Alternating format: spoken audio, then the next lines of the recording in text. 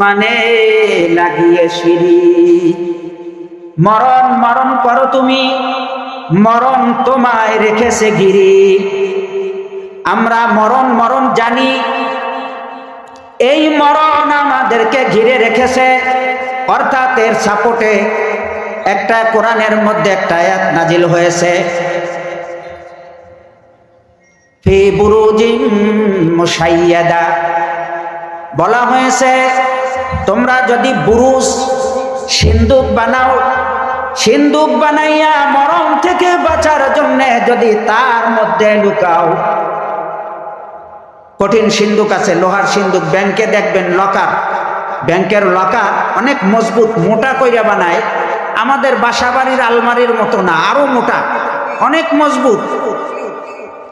তো ওইটাকে বুরুজ, অনেক মজবুত বলা হয় বুরুজ। এই বুরুজের মধ্যে যদি কেউ পলায় যে আমি মরবো না, বা আমাকে যেন মরণ ধরতে না পারে, এই জন্য পলাইছে বুরুজের ভিতরে, তো সে কি মৃত্যুর থেকে বাঁচতে পারবে? পারবে না। মৃত্যুর থেকে বাঁচতে পারবে না। কারণ কি? মৃত্যু আল্লাহ পাক রব্বুল আলামিন কোরআনের মধ্যে বলেন যে মৃত্যুটা মানুষের এত কাছে, এই গলার যে রগ, পিছনে ঘেটির রগ, এই রগ যত কাছে তার থেকেও মৃত্যু কাছে। যেমন একজনে নিঃশ্বাস ছাড়ছে আর ভিতরে নিতে পারে না, স্ট্রোক করছে, হার্ট স্ট্রোক, পাঞ্চ করছে, দম টান দিছে, ছাড়তে পারে নাই, কি হয়েছে? মৃত্যু হয়ে গেছে। তো এই লোকটা যদি সিন্ধুকের মধ্যে থাকতো তাও তো তার স্ট্রোক হতে পারত, ঠিক না? এই জন্য আল্লাহ পাক রব্বুল আলামিন বলেন বুরুজের মধ্যে যদি পালানো হয়, যদি সমুদ্রের তলদেশে লুকানো হয়, তবু আল্লাহ পাক রব্বুল আলামিনের হাত থেকে, মৃত্যুর হুকুম থেকে রেহাই পাবে না। অর্থাৎ মালাকুল মউত আজরাইল আলাইহিস সালামের হাত থেকে কেহ রেহাই পাবে না। এই জন্য কবি বলেছেন মরণ মরণ করো তুমি, মরণ তোমায় রেখেছে ঘিরি। মরণ মরণ করি, মরণটা আমাদেরকে ঘিরে রেখেছে, এই মরণের হাত থেকে পালানো যাবে না। এখন যখন মরা লাগবে, আল্লাহ পাক রব্বুল আলামিন বলেন মরণ তো তোমাকে দিয়ে দিছি। আমরা কত অপরাধ করি, যদি মরা একটা গ্যারান্টি থাকতো যে 50 বছর, 100 বছর, 200 বছর, 500 বছর হায়াত। আচ্ছা, এখন আমরা জানি মরার কোনো নিশ্চয়তা নাই, কোনো বয়স আছে? কোনো বয়স নাই, কোনো দিনক্ষণ ঠিকানা নাই, যে কোনো মুহূর্তে যে কারোর মউত আসতে পারে। তাই কত অপরাধ করি। আল্লাহ তুমি মাফ করে দাও। আমরা এমন অবস্থায় চলাফেরা করি, আল্লাহর রাসূল বলেন কুল্লুকুম রাউন ওয়া কুল্লু খাত্তাউন। পৃথিবীর মধ্যে সমস্ত মানুষ গুনাহগার হইতে পারে। খতা মানে খাত্তাউন, সমস্ত মানুষের ভুল ত্রুটি আছে, ভুল ত্রুটির ঊর্ধ্বে কেহ নাই। কুল্লুকুম রাউন ওয়া কুল্লু খাত্তাউন, কুল্লুকুম রাউন, কুল্লু সব, রায়ুন মানুষ, খাত্তাউন মানে গুনাহগার, গুনাহ প্রত্যেকটা মানুষের গুনাহ আছে, ভুল করবে, ভুল করবে। কিন্তু ভুলের মধ্যে ওই সমস্ত বান্দার আল্লাহ পাক রব্বুল আলামিনের কাছে প্রিয়, যারা ভুল হইয়া গেছে, জানার পরে, বোঝার পরে, শোনার পরে বলে আস্তাগফিরুল্লাহ। ওই সমস্ত ভুল সবাই করবে। নবী আলাইহিস সালামের কথা বাদ, তাদেরকে আল্লাহ পাক স্পেশালি ভাবে মাফ করে দিয়েছেন, মাসুম বেগুনাহগার হিসাবে তৈরি করছে। যারা নবী রাসূল তাদেরকে বেগুনাহগার হিসাবে তৈরি করা হয়েছে। তারপর আল্লাহ পাক রব্বুল আলামিন মানুষ হিসাবে যখন দুনিয়ায় আসছে, তারা কিন্তু গতানুগতিক ভাবে মায়ের উদর থেকে জন্মগ্রহণ করে আসছেন। রসুলরাও, নবী রাসূল তারাও আমাদের মতো ভূমিষ্ঠ হয়েছেন, কিন্তু তাদেরকে আমাদের মতো মানুষ, তারা মানুষ কিন্তু আমাদের মতো মানুষ নয়, তারা স্পেশাল। মানুষ তো এই ইউনিয়নের সবাই, আচ্ছা চেয়ারম্যানের স্তরটা একটু উপরে না, এমপি সাহেবের স্তরটা আরেকটু উপরে, মন্ত্রীর স্তরটা আরেকটু উপরে, মানুষ তো সবাই, সরকারি প্রতিনিধি জনপ্রতিনিধিও সবাই, কিন্তু তাদের তো একটা শ্রেণী বিন্যাস আছে, আছে না? শ্রেণী বিন্যাস আছে। তো এই জন্য মানুষ সবাই আল্লাহর বান্দা সবাই, কিন্তু যারা হেদায়েত প্রাপ্ত বান্দা, ইহদিনাস সিরাতাল মুস্তাকিমের উপরে চলা বান্দা, তারা আল্লাহ পাকের কাছে প্রিয়। আর আল্লাহ পাকের কাছে প্রিয় আর এক শ্রেণীর বান্দা যারা হলো নাকি ভুল হয়েছে, বোঝার পরে জানার পরে গোনাহ হয়ে গেছে, আস্তাগফিরুল্লাহ ইস্তেগফার করে, তওবা করে, তওবা করে যে আল্লাহ আমার তো ভুল হয়ে গেছে, গোনাহ হয়ে গেছে, আল্লাহ তুমি মাফ করে দাও। এটাই হলো তওবা। তওবা মানে ফিরে আসা, ইস্তেগফার, ইস্তেগফার মানে ফিরে আসা। আমি যে গোনার পথে চলতেছিলাম, সামনে চলতেছিলাম, ওখান থেকে রিটার্ন ফেরত আসার নাম হলো ইস্তেগফার, তওবা। এই জন্য বান্দাদের মধ্যে উপযুক্ত বান্দা, আল্লাহর কাছে প্রিয় বান্দা, আল্লাহ পাক জানেন বান্দা গুনাহ করবে, ফেরেশতারা গুনাহ করে না।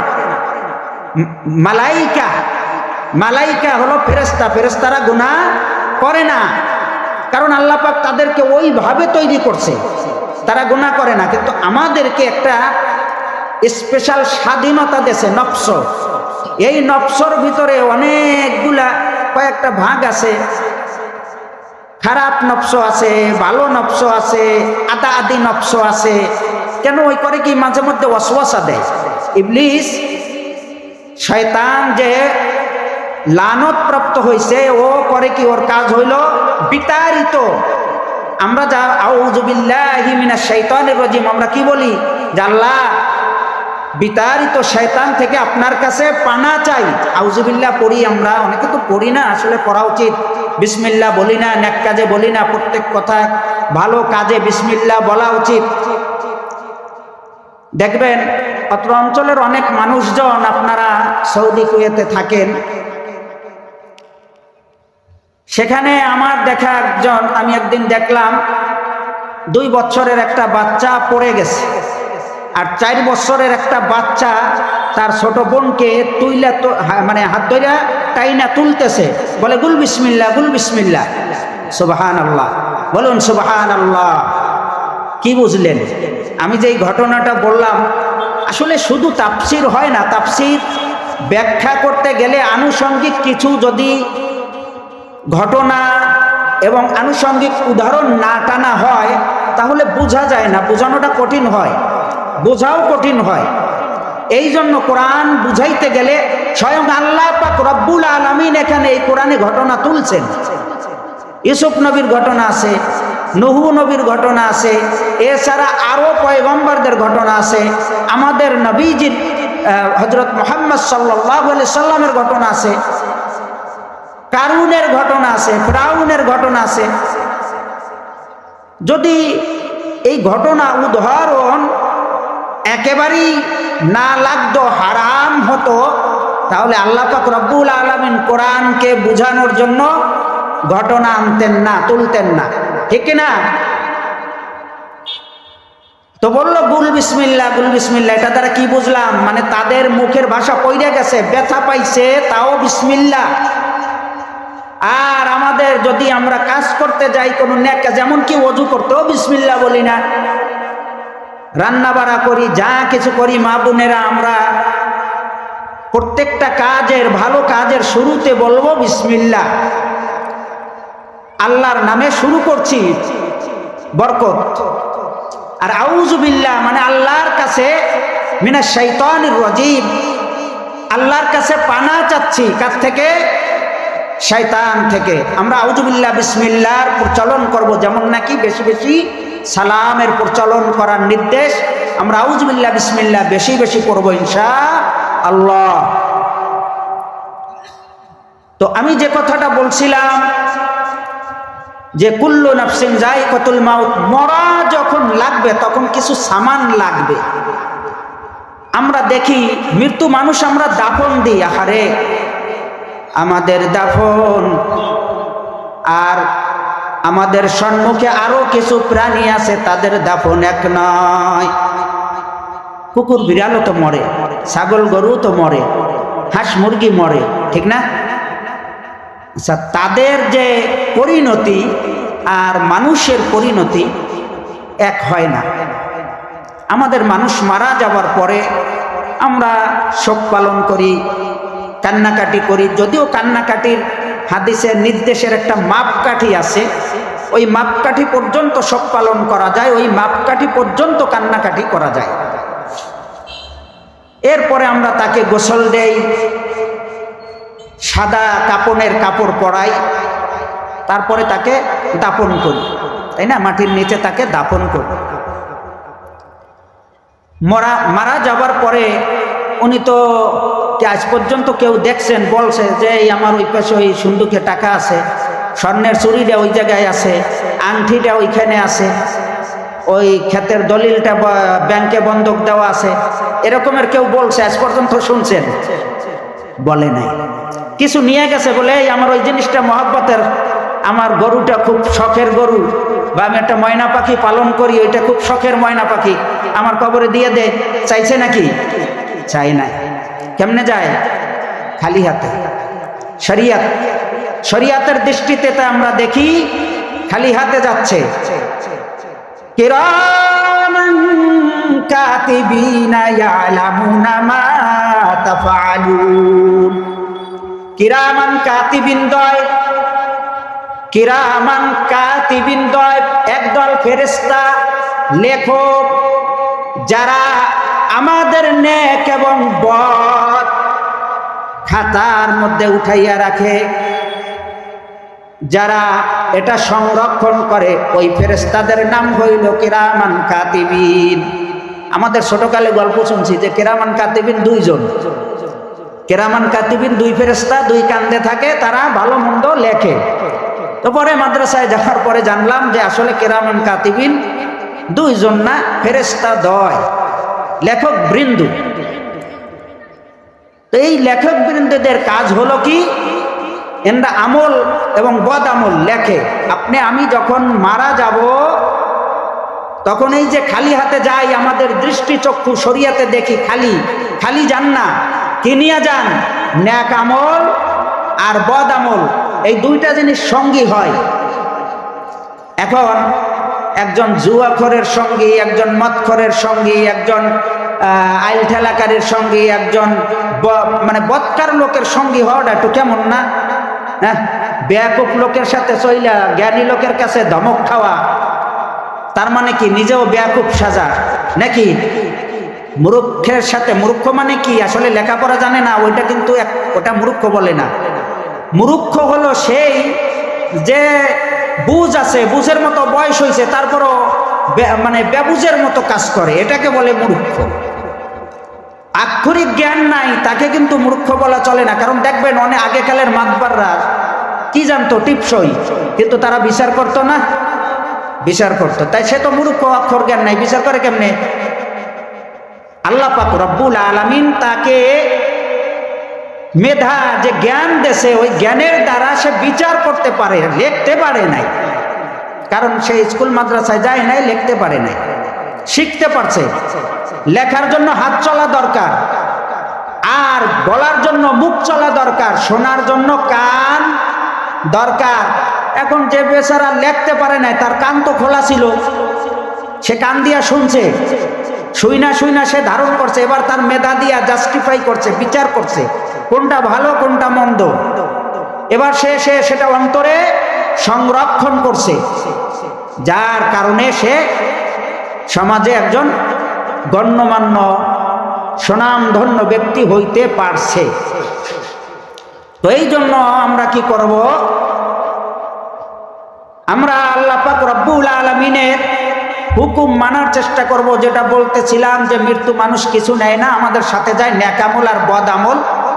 তো বদের সঙ্গী তো আমরা হতে চাই না, কিন্তু আমি চাই আর না চাই ওই বদ আমল আপনার আমার সঙ্গী হবে। বদ আমল আপনার আমার সঙ্গী হবে যদি আমরা করি। এবার নেক আমল, শীতকালের রাত, অজু করতে মনে চায় না, এই যে মাহফিল হচ্ছে এখানে আসতে চায় না, অথচ গান বাজনা পূজার মণ্ডপে ডাকা লাগে না, এমনি যাইয়া হাজার হাজার হাজির হয়। তখন ধর্ম যার যার, উৎসব সবার। আর এখন মাহফিল খালি, তাও তো মুসলমানও তো সব আসে নাই। হ্যাঁ, ইমানদারের মুসলমান হলো, এই ওয়াজ হলো, আমল হলো যারা নাকি আল্লাহ পাক এদেরও শ্রেণী বিন্যাস করছে। আল্লাহ পাক রব্বুল আলামিন বলে, ইয়া আইয়ুহাল্লাযীনা আমানুত্তাকুল্লাহ, ইয়া আইয়ুহাল্লাযীনা আমানুত্তাকুল্লাহ হাক্কা তুকাতিহি ওয়ালা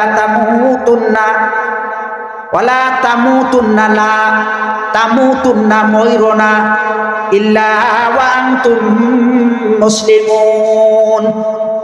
ইয়া আইয়ুহাল্লাযীনা আমানুত্তাকুল্লাহ, হে ঈমানদারেরা, তোমরা আমি আল্লাহর পরে যারা ঈমান আনছো, আমানুত্তাকুল্লাহ, তোমরা তাকওয়া অর্জন করো, পরহেজগারি অর্জন করো।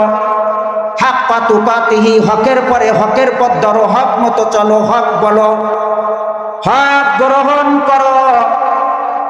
হাক্কা তুকাতিহি ওয়ালা তামুতুন্না, খবরদার খবরদার, লা তামুতুন্না, মরিও না, ইল্লা ওয়া আনতুম মুসলিমুন, খবরদার খবরদার, তোমরা মুসলমান না হইয়া কবরে আসিও না।